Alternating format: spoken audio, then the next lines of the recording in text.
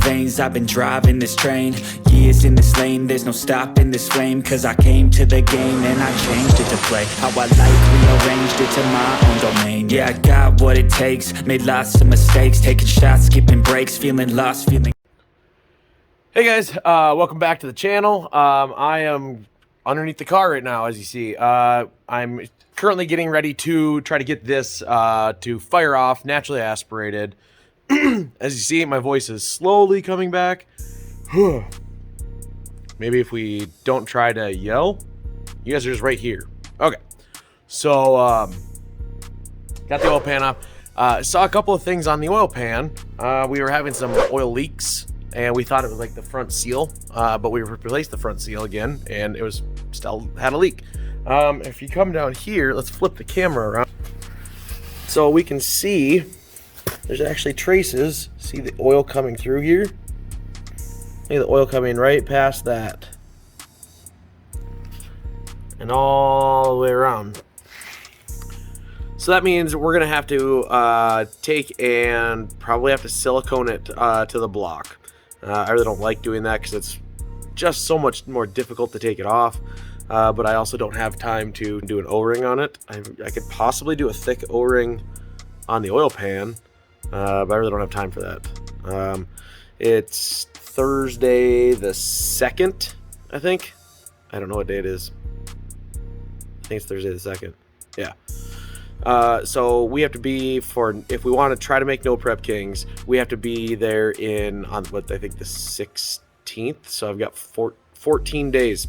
14 days from today, we have to have the car done, swapped back over to big tires, and tested, and then show up for Thursday night parking for No Prep Kings. So let's go ahead and check these rods. We'll show you guys what we got going on there and fill you in on anything else we got going. Interrupt real quick, guys. This is actually the next day. I wanted to throw it in for you. Video just went up today, and some people will have messaged me and asked what exactly caused the backfire, and I just pinpointed exactly what it was. We went through everything over here. You see the carburetor's off because we're gonna go through it, make sure nothing is hurt. I've checked over all the mechanicals. We did the bearings. We're out doing everything here, and I need to see what it is. So I'm diving into the data more. Now I found something in here, and we're gonna have to figure out exactly how we can fix this since we made the change here and we're having this issue. Let's go ahead, flip this around, and I'm gonna show you a little bit on the data. So here we have our Holley. This is the data logger. We're still using the V5. I know a lot of people say go to V6 and everything, but it takes time, and then we have to check over all of the new any of the inputs and outputs and redo stuff. So we've been staying on the V5 for now until we have a little bit more time. But let's go ahead and shut a couple things off here. We don't need that. We're not going to need that. Those are the things we want. Yep. So right here is our RPM. This purple is our boost, and this right here is going to be auxiliary fuel system. All right, now that's the fuel system. Let's walk over here. When you see all of these going on here, I go like that. Can't do it that way. The auxiliary fuel system is there. It's actually for a safety. When it gets too hot, it turns on, and then we can monitor it so we know where we need to add fuel. That's how we're using this with the Holley system, and that's how we've been able to dial in our carburetor much quicker because we have that safety there, and then we know what to do after and where we're trying to put things. So what we're seeing here is the auxiliary fuel system fuel pressure issue, and let's dive in a little bit more. So I have here, let's shut that up. There we go. This is, we're just before zero. We're on the trans brake here, popping and banging. Over here, auxiliary fuel PSI of 4 pressure, or 4 PSI. We're at 9 pounds of boost. What has happened, the fuel pump is on.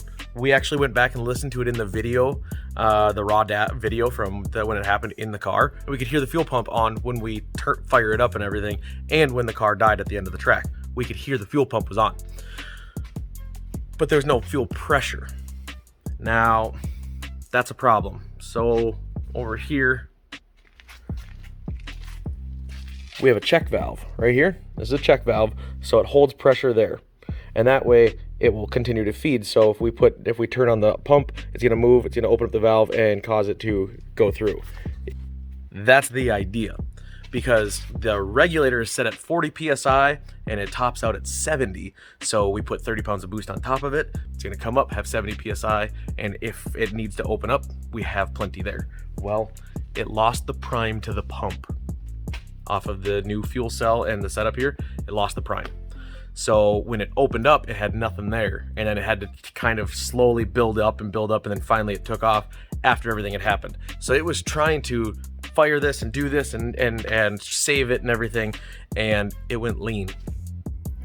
Right here, we can see this is where it dropped out on the RPM. That's where it had a backfire. It went pop. Well, let's just go right here, right beforehand. This is our air fuel. This is our boost. You see when it started to pop, it went poof, and then we saw a spike in our boost. But over here, boost 32.2, AFR 5.4. Guys, on methanol, we want to be at like 3.7. We had a lean backfire. It ignited whatever fuel was in the intake manifold, and since we were wide open, it pushed everything up. And since the turbo compresses everything and pushes it out where it expands, we tried pushing it back into the turbo. Too much pressure there. Everything popped apart. So if you were curious of actually what was causing it, we just got to the bottom of it, found everything, and it was I guess you could say, kind of a mechanical failure on that the check valve. So we need to come up with a better system and continue from there. Well, I'm gonna throw it right back to you, Greg. So underneath the car, I've got one of the rods already off and back on, and I've got the number two rod off. So you can see this is the crank that we had nitrided. If you didn't see that, go and check out one of the videos from when we built the engine. You can see we have the cap off.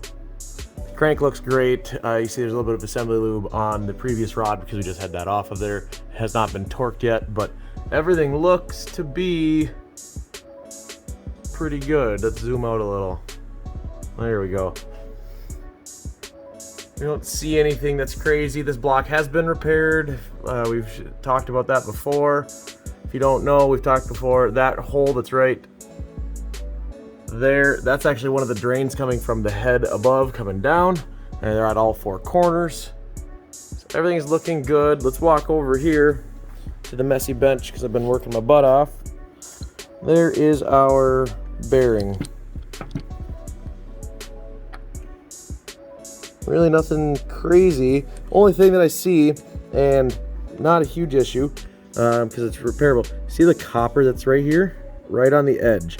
If we actually look close, we can feel that bearing is actually a little bit wider. So we need to narrow the bearings because let's go up here. Let's grab this, a little pointer.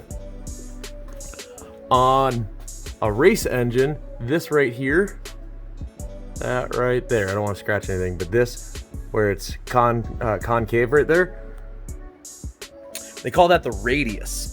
And the bigger the radius you can have, the stronger it is, because you don't have a sharp corner there for it to have a crack. So on these crank shafts, they'll put a really big radius on it. This crank has been ground once, so it is 10 on the rods. So we might not have gotten the narrowed bearings on there. We'll check all the rest. It's running fine. It's going to be good. When we change the rods coming up soon, we'll go ahead, and if we don't get narrowed bearings, we'll show you guys how to narrow bearings, which is not fun, but it's doable. So I'm gonna go ahead, finish this, and get the oil pan back together. We'll catch you guys next time. Thank you for subscribing, watching, hit the bell, hit the thing, do all the stuff, put your hand in, hokey pokey, turn yourself around. Till next time, guys, be safe. Ice in my veins, I've been driving this train. Years in this lane, there's no stopping this flame. Cause I came to the game and I changed it to play how I like, rearranged it to my own domain. Yeah, I got what it takes, made lots of mistakes, taking shots, skipping breaks, feeling lost, feeling